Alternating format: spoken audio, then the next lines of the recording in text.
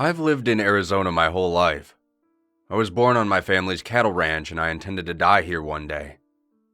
I know every nook and cranny of this property.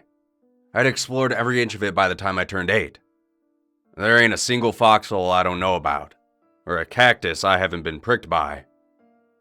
For the past 3 years, since the last of my family died off and I never married, it's just been me alone here with my cattle and horses.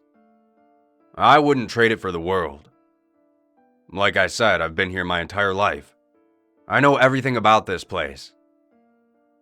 But today, I'm gonna tell you about the time I found a path out back that I had never seen before, and have never seen since. It was a sweltering hot day at the very start of monsoon season. The storms and rainfall hadn't quite set in yet, but I could tell they'd be coming any day now. Humidity hung thick in the air, tiring me out quicker than normal. That day I was herding the cattle back into their corral because they had been acting real strange, and I had a hunch maybe a pair of coyotes had migrated south, to test the waters. I had no intention of delivering them an easy meal. Me and No Name, my fastest horse, were making quick work of it, when one of my bigger bulls, Nico, broke away from the herd and went running towards the mountains. God damn it, I cursed. It would have been easier to handle the situation if I had another rancher with me, but since I was alone, I stayed with the herd and resigned myself to go after old Nico once the rest were safe in their enclosure. Half an hour later, I shut the gate to the cattle's enclosure and pulled on No Name's reins. He let out a protesting huff. I patted his flank firmly. I would have jumped on one of my other horses, but I knew No Name was the only one fast enough to catch up to Nico, what with the head start I had given him, that damn stubborn bull. Come on, boy, stay with me just a little longer. Tell you what, I'll give you the day off tomorrow. How's that sound? I knew he couldn't understand a word I had said, but he was a smart horse, and if nothing else, he understood the tone of my voice. He huffed again, but then strode towards the mountain range. I whistled the song I had gotten his name from as we trudged through the desert towards the copper mountains Nico was probably grazing on. On the mountain, old Nico was kind enough to leave a trail of broken twigs and trampled bushes to follow, but after roaming around for about an hour without finding him, I worried it was time to give up and head back. As much as I hated leaving old Nico out there overnight with the coyotes, it was getting near sundown and I was just going to have to take my chances. For all his grit and hard-headedness, Nico was a bit of a princess. I knew the second it started raining, he'd come running back home with his tail between his legs. I just hoped it would rain before the coyotes got to him. Whoa there, buddy. Come on. Let's head back, I ordered. No Name and I turned around, but instead of seeing the cactus and a pile of white rocks I expected to see next to the path leading down the mountain, I found thorny bushes and clay-covered soil. I wiped the sweat from my brow, examining the road curiously. Let me tell you, there's nothing weirder than seeing something that shouldn't be there. It was a sudden shock, like walking into a patio door you thought was open. I climbed off of No Name and walked over to the bushes to examine them. As I knelt down and checked, I could see the roots firmly nested under an undisturbed patch of soil. The bushes had been there for a while. Suddenly, No Name started huffing and hollering, and before I even had time to look, I heard the clomps of his hooves as he dashed past me and down the path. I felt the rush of air as he ran by. Irritated, I tossed my hat on the ground and cursed at him to come back. But he was spooked, and he wasn't slowing down. So there I was, alone on the mountain with one bull missing, no ride, and all my equipment, shotgun included, still strapped to No Name's saddle. It was going to be a long evening. I could only hope No Name would settle down somewhere on the mountain and take me the rest of the way home. Forgetting all about how wrong the path was, I put my hat back on and followed after my horse. The damned humidity had drenched me in sweat before I even trekked half a mile down. The sun was setting, but it was still searing hot. I was exhausted, starving, and most dangerously, I was thirsty. I hadn't taken a drink from my canteen since I locked the cattle in, and since I had tied the canteen to my saddle, I was shit out of luck. My mouth was pasty and dry with a few grains of sand from the dirt No Name had kicked into the air as he passed me. It was only when I stopped to catch my breath that I realized nothing looked familiar.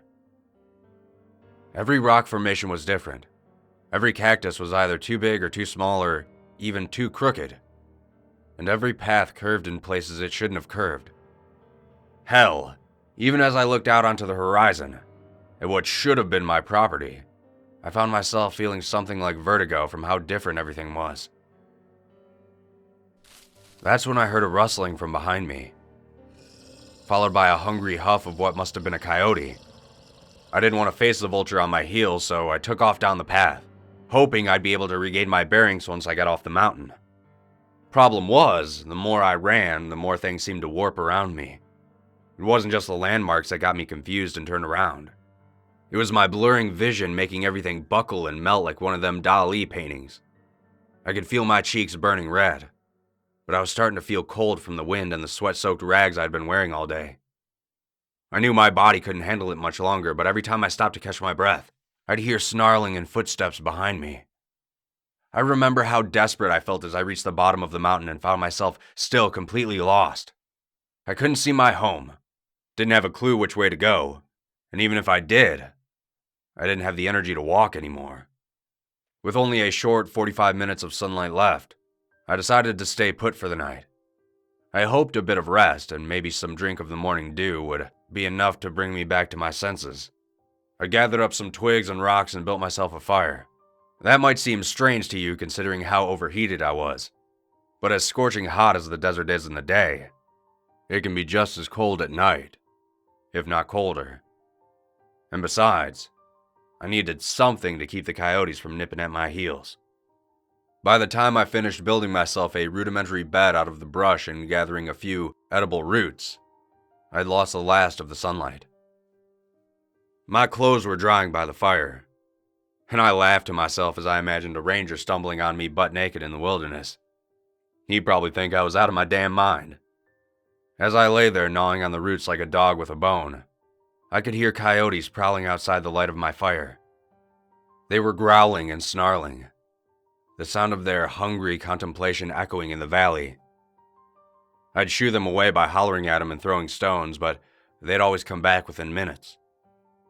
I could see dozens of eyes watching me through the darkness.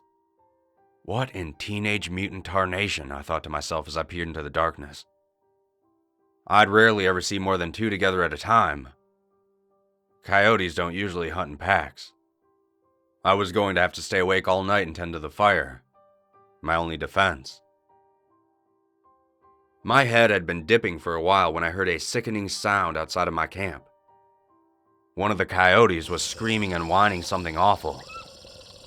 Accompanying the whimpers were short huffs and loud roars of another animal. Coyotes don't usually cannibalize one another, but they've been known to do it when they're desperate enough for a meal.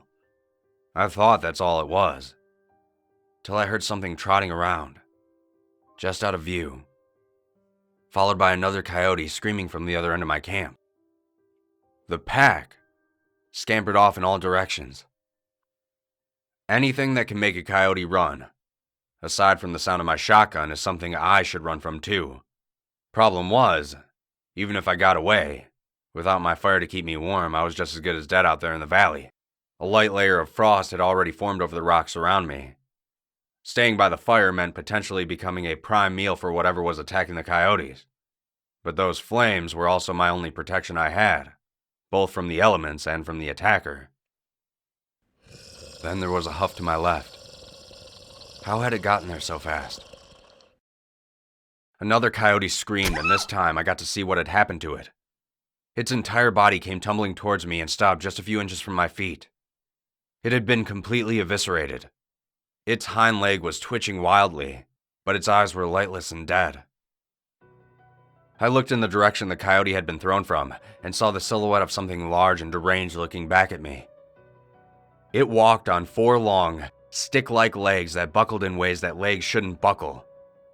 Its body was at least the size of a bull's, if not bigger, and the silhouette of it seemed to shift at every flicker of the fire. Its head was long and bony, and with two fiery eyes watching me like a lion stalking its prey, and it also had two horns coming straight out of what looked like matted hair. The creature's breaths came at regular intervals, a mix of a huff and the same snarly growl I had heard on the mountain. That's when I realized it wasn't a coyote chasing me earlier. It was this malevolent entity, whatever it was. I started running. I didn't even think about it. My body just did it on its own. What else was I supposed to do? If I was gonna die, at least I'd die on my own 2 feet, trying to survive. I could hear it on my heels, at times to my right and at others to my left. It was so fast, but it wasn't outrunning me. It gave me the distinct impression it was toying with me, like a cat playing with its food. The creature toyed with me like this for what felt like hours, and I was running on fumes and nearly delirious from dehydration. It never let up, but it also never drew closer to me. Every time I looked over my shoulder, I could see its shadow in the moonlight trampling through the bushes and kicking up dirt. My feet were sore, my head was spinning, my mouth was as dry as cotton, but I kept running and running and running, until I realized something. The way it was chasing me, it didn't just feel like a game. I knew those patterns. I recognized the technique. I was being herded like cattle. The sad thing was, even if I knew what was happening, there was no breaking away from it because every time I tried changing directions, I'd hear it on my flank, already blocking the way. If there had been even a lick of water left in my body, I think I would have lost it all to tears at that point.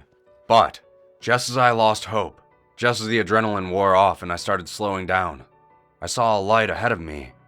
It was my ranch. I was almost there. Just a bit farther. One last push and I'd be safe. I could barely walk, let alone run. But somehow, with the creature threatening to rip me to shreds on my tail, I managed to jog. I made it to the gate, pushed it open in one fell swing and stumbled inside, listening for the click of it as it closed behind me. I didn't think of anything except for the basin of water my cattle drank from. I plunged my face into it and drank greedily, completely ignoring the taste and thoughts of bacteria that could be swimming in it. My stalker let out a huff, reminding me of its presence. I turned around slowly, water dripping from my face, and I looked at my pursuer, now bathing in the lights around the enclosure. The lights I used to help scare away predators. The creature rose up on its hind legs, towering over the fence as its hooved front legs batted at the air in invisible circles. The creature was more terrifying than I could ever imagine. A horse with sunken eyelids, rotten flesh, and a frayed mane. Its legs were all bone, with a few ligaments holding them together. It had large buck teeth permanently visible on its nearly skinless face. It looked wild. It looked powerful. It looked familiar. No name? I whispered. The creature's front legs connected with the ground, sending out a light plume of dust in every direction. It huffed once more and then it walked away into the night. I don't really remember going inside after that, but I woke up on the couch covered in filth and still butt naked. As I looked out towards the stalls, I saw No Name standing in his pen with the door wide open. I suppose you could say it was all in my head. You could say I imagined No Name as a monster in the night. You could say I was delirious from heat stroke, sure. But if it was all just in my head, then how would you explain the eviscerated coyote carcasses I found strewn about my property the next morning?